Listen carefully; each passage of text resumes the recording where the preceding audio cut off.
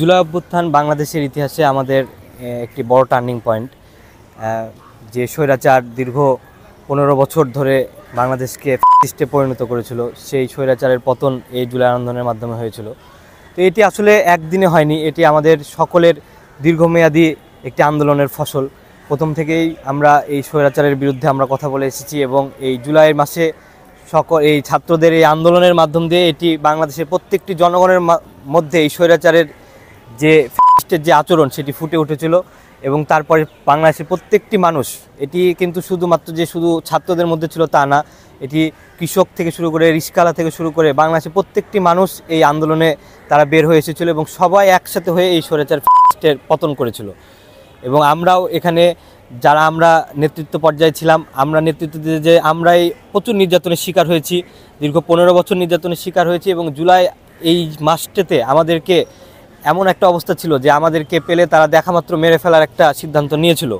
বিশেষ করে আমরা যারা রাজনৈতিক দলের নেতাকর্মীরা ছিলাম, আমাদেরকে তারা দেখলেই আক্রমণ করার একটা সুযোগ ছিল। কিন্তু তারপরেও আমরা কিন্তু তাদের সেই রক্তচক্ষু ভয় করে আমরা রাজপথে ছিলাম এবং আমরা এই স্বৈরাচারের পতনের শেষ দিন পর্যন্ত আমরা রাজপথে থেকে এই ফ্যাসিস্টের পতন ঘটিয়েছি।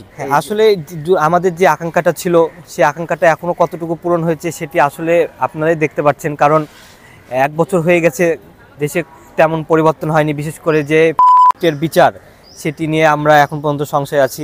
আমাদের এই দেশছেড়া রাজশাহী কলেজেও গত 16 জুলাই ছাত্রলীগ একটি বড় হামলা চালিয়েছিল, সাধারণ শিক্ষার্থীদের উপরে তারা হামলা করেছিল।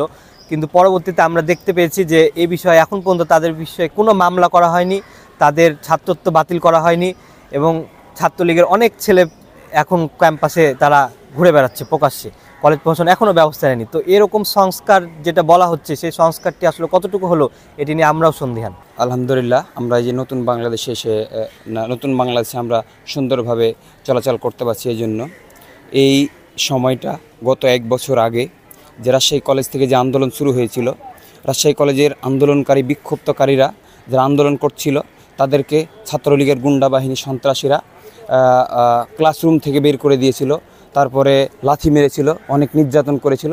তারপরে এই আন্দোলনকারীরা, জুলাইয়ের বিপ্লবীরা দমে যায়নি, তারা সর্বোচ্চ চেষ্টা করে তারা আন্দোলন চালিয়ে গিয়েছে।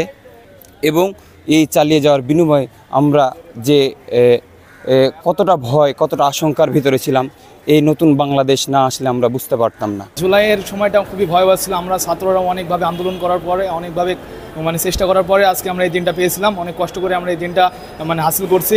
তো সমস্যা নেই, এখন বাংলাদেশ এখন পুরো স্বাধীনভাবে মানুষ যাতায়াত চলাফেরা করতে পারছে, অনেক স্বাধীনভাবে মানুষ মুক্তভাবে সব কাজ করতে পারছে।